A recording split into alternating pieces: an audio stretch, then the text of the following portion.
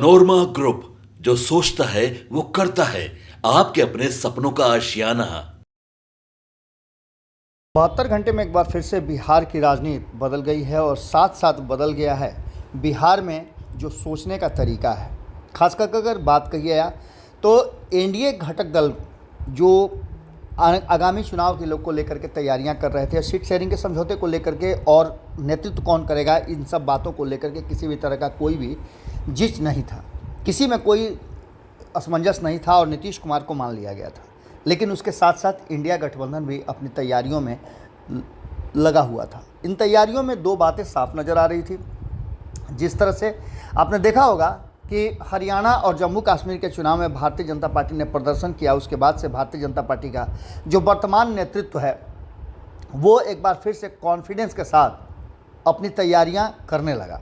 इसी तैयारी में बिहार में विधानसभा के चुनाव को लेकर के भी मंथन का दौर चल रहा था और इस मंथन के दौर में अमित शाह की एक बार फिर से एंट्री हुई और अमित शाह की एंट्री के बाद गिरिराज सिंह जैसे हार्डकोर नेताओं को बाहर किया गया और उन्हें आइडेंटिफाई करके एक बार फिर से बड़ी जिम्मेवारी दी गई। अब ये बात पब्लिक डोमेन में है, लेकिन भारतीय जनता पार्टी इन सबसे इनकार कर रही है। आप समझ सकते हैं कि जब भारतीय जनता पार्टी पिछले 10 सालों से सरकार में है, केंद्र में, बिहार में पिछले 19 सालों से सरकार में है, अगर बीच के कुछ समय को छोड़ दिया जाए तो, और ऐसे में अगर ये कहा जाए कि हिंदुत्व खतरे में है, जबकि हिंदुत्व की पार्टी कही जाती है भारतीय जनता पार्टी, तो निश्चित रूप से कहीं ना कहीं एक राजनीतिक उसमें से बू जरूर आती है। बिहार में एनडीए सरकार में है और मुख्यमंत्री नीतीश कुमार के साथ साथ भारतीय जनता पार्टी के 2 उप मुख्यमंत्री विजय कुमार सिन्हा और सम्राट चौधरी डिप्टी सीएम है। राज्य में भारतीय जनता पार्टी सबसे बड़ी पार्टी है और बिहार में कुल 243 सीटों में भारतीय जनता पार्टी के पास 78 विधायक हैं, जेडीयू के पास 44 हैं और हम के पास 3 हैं। विपक्षी आरजेडी के 77 विधायक हैं, कांग्रेस के 19, सीपीआईएमएल के 11, सीपीएम और सीपीआई के 2 विधायक हैं। एक विधायक एआईएमआईएम का है और एक विधायक निर्दलीय चुनाव जीत कर आया है। 4 सीटें रिक्त चल रही हैं, इन पर उपचुनाव होने हैं और इसकी घोषणा भी अब हो चुकी है। इन सब के बाद जनता दल यूनाइटेड भाजपा के विधायक से अगर ये मांग करे कि हिंदुत्व खतरे में है या उसको लेकर के अलग अलग तरह के कार्यक्रम किए जाए, तो ये निश्चित रूप से कहीं ना कहीं राजनीतिक जो यात्रा है या राजनीति करने की जो तरीके हैं भारतीय जनता पार्टी के, उसकी तरफ इशारा करता है। सीमांचल के जिलों को मिलाकर के केंद्र शासित प्रदेश बनाने की मांग भी बहुत पहले से उठ चुकी है। इसको लेकर के आपने देखा होगा कि कई यात्राएं भी हुई है। हमने आपको खबरों में पहले ही बताया था कि अमित शाह का दौरा शुरू होता है बिहार में तो सीमांचल से शुरू होता है। इस मुद्दे पर जनता दल यूनाइटेड ने सवाल जरूर खड़े किए हैं और सवाल खड़ा करने के साथ साथ सिर्फ गिरिराज सिंह ही नहीं बल्कि भारतीय जनता पार्टी के हार्डकोर नेता कई नए भी आ गए हैं। पहले गिरिराज सिंह, अश्विनी चौबे को कहा जाता था, अब हरिभूषण ठाकुर बचौल भी कहीं ना कहीं इस गिरिराज सिंह की हिंदू स्वाभिमान यात्रा का समर्थन करते हुए सीमांचल को केंद्र शासित बनाने की मांग कर रहे हैं। हरिभूषण ठाकुर बचौल ने कहा है कि इस देश का विभाजन धर्म के आधार पर हुआ था। हमारे पूर्वजों की महानता के कारण, विशाल हृदय और सनातन की विशाल सहिष्णुता के कारण हमने सबों को एक बराबर अधिकार दिया। हिंदुओं को जगाने के लिए जो बांग्लादेश और पाकिस्तान में हुआ, उसकी पुनरावृत्ति बिहार और देश के अन्य हिस्सों में नहीं हो, इसके लिए गिरिराज सिंह की यात्रा जरूरी भी है और उसका हम समर्थन भी करते हैं। लेकिन वहीं आपको बता दें कि भारतीय जनता पार्टी का बिहार का जो शीर्ष नेतृत्व है, जिसमें दिलीप जायसवाल जो कि वर्तमान प्रदेश अध्यक्ष हैं, उन्होंने इससे अपने आप को अलग किया है। गिरिराज सिंह ही नहीं, कई और भाजपा के हार्डकोर हिंदुत्व माने जाने वाले नेता हैं जो भाजपा के इस टाइप ऑफ पॉलिटिक्स के नाम पर अपना राजनीति चमकाते हैं। हरिभूषण ठाकुर ने कहा है कि जिन जिला विधानसभा या प्रखंड के 25% से अधिक मुस्लिम आबादी हो गई है, वहाँ हिंदू किसी भी वर्ग जाति के धर्म सुरक्षित नहीं है। सीमांचल में हिंदू अल्पसंख्यक हो गया है, बांग्लादेशी घुसपैठियों का कब्जा हो गया है। यह अंतर्राष्ट्रीय बॉर्डर से सटे इलाके हैं और यहाँ सावधानी बरतनी जरूरी है। बचौल ने यह भी कहा है कि सीमांचल, दरभंगा, मधुबनी समेत कई जिलों में हिंदुओं की बहन बेटियों की सुरक्षा पर खतरा है। धर्म के नाम पर देश का विभाजन हुआ था। भारत बना हिंदू राष्ट्र, पाकिस्तान बना मुस्लिम राष्ट्र। इसलिए सीमांचल को केंद्र शासित प्रदेश बनाना अब जरूरी नज़र आ रहा है। सीमांचल में हिंदुओं को हर तरीके से प्रताड़ित किया जा रहा है। वहीं हरिभूषण सिंह ठाकुर बचौल ने सीमांचल को केंद्र शासित राज्य बनाने के बयान पर भी अपनी प्रतिक्रिया दी है। इस पर जेडीयू ने तीखी प्रतिक्रिया दी है। हालांकि जेडीयू की तरफ से उनके प्रवक्ता है राजीव रंजन, उन्होंने हिंदू मुस्लिम सिख ईसाई बिहार में मिलजुल कर रहते हैं, बिहार में सांप्रदायिक सौहार्द का वातावरण है, ऐसे बयानों को हम तरजीह नहीं देते हैं और कोई औचित्य भी नहीं है।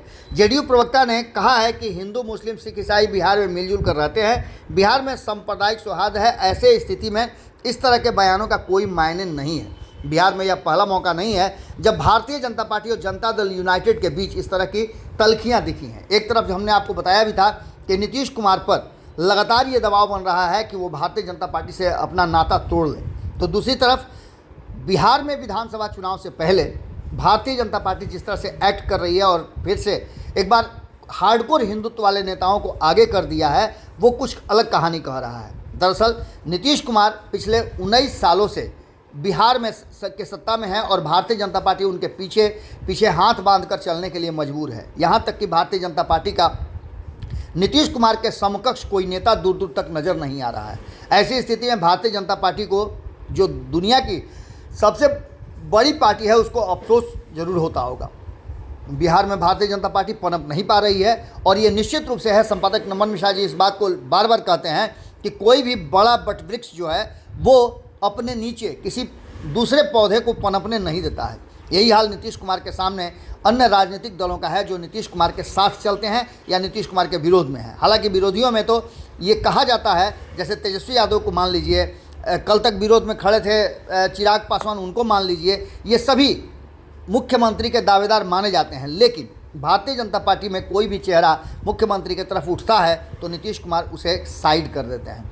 आपको बता दें कि बिहार की राजनीति में बीते 2 दशक में पास दूर दूर वाली राजनीति लगातार चलती रही है भाजपा और जदयू के बीच में।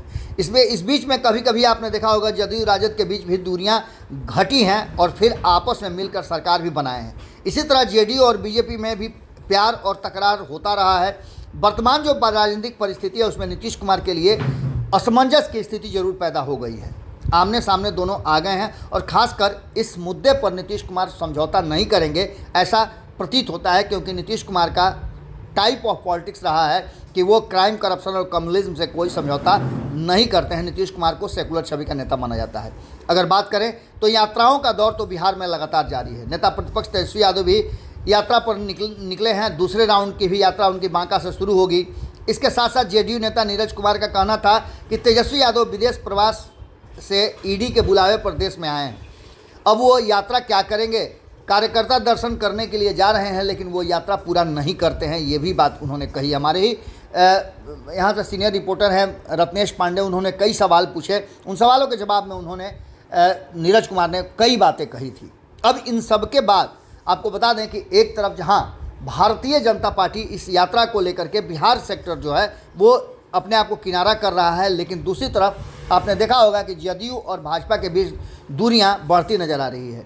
इसी बीच में झारखंड विधानसभा चुनाव की घोषणा हो चुकी है और इस घोषणा के साथ ही ये लग रहा है कि भारतीय जनता पार्टी नीतीश कुमार को एक भी सीट देने के लिए तैयार नहीं है या फिर झारखंड में मिलकर चुनाव लड़ने के लिए तैयार नहीं है।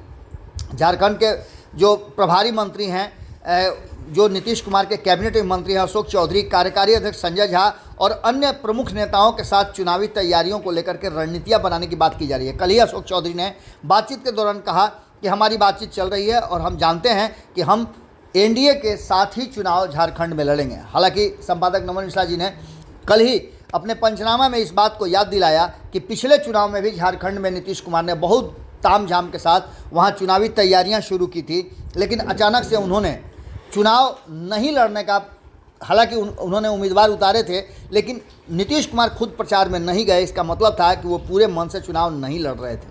ऐसी स्थिति में आप समझ सकते हैं जो वर्तमान परिस्थिति बनी है वो क्या कुछ कह रही है। एक तरफ गिरिराज सिंह जैसे हार्डकोर नेता, तो दूसरी तरफ हरिभूषण ठाकुर बचौल उसके समर्थन में।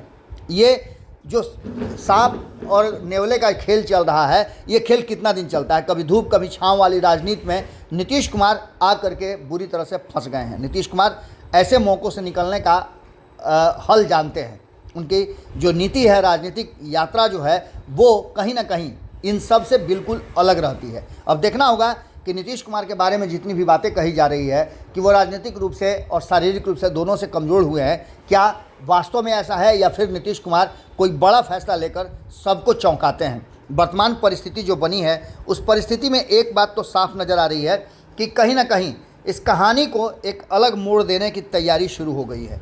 इस नए मोड़ की कहानी, और इस कहानी के साथ साथ बहुत ऐसी बातें हैं जो एक ट्विस्ट की तरह देखी जा रही है। इस कहानी में भी एक ट्विस्ट नज़र आ रहा है। नीतीश को एनडीए से बाहर करने के लिए कहीं ऐसा तो नहीं कि भारतीय जनता पार्टी ने ये हिंदुत्व कार्ड खेला है जिससे नीतीश कुमार नाराज़ हों और वो बाहर हो जाए। निकाल बाहर का जो मास्टर प्लान है, उसका हिस्सा भी हो सकता है गिरिराज सिंह को आगे करना और हरिभूषण ठाकुर बचौल के माध्यम से इस तरह के बातों का करना। निश्चित रूप से आपने देखा होगा कि जनता दल यूनाइटेड और भाजपा के बीच जो एक मित्रवत नाता था, उसमें तल्खियां जरूर आ गई हैं। क्या होगा ये तो देखना दिलचस्प होगा। इंतजार कीजिए, जैसे ही इस पर कोई अपडेट आता है हम फिर आपसे जुड़ते हैं। बहुत बहुत धन्यवाद। पनोरमा ग्रुप, जो सोचता है वो करता है। अगर ये वीडियो पसंद आई और वह बिहार के राजनीति और बिहारियत से सरोकार रखेनी तो सब्सक्राइब बटन दबा के चैनल के सब्सक्राइब कर ली। ओजे एगो घंटी बा, ओकरा बटन दबा देला से कुल सटीक और मारक खबर रुआ मुफ्त में मिल जाई। अगर रुआ पत्रकारिता के हमनी के नया प्रयोग में सहयोग कर चाहतानी तो ज्वाइन बटन दबा दी। पेटीएम नंबर नोट कर ली 9386816700। धन्यवाद।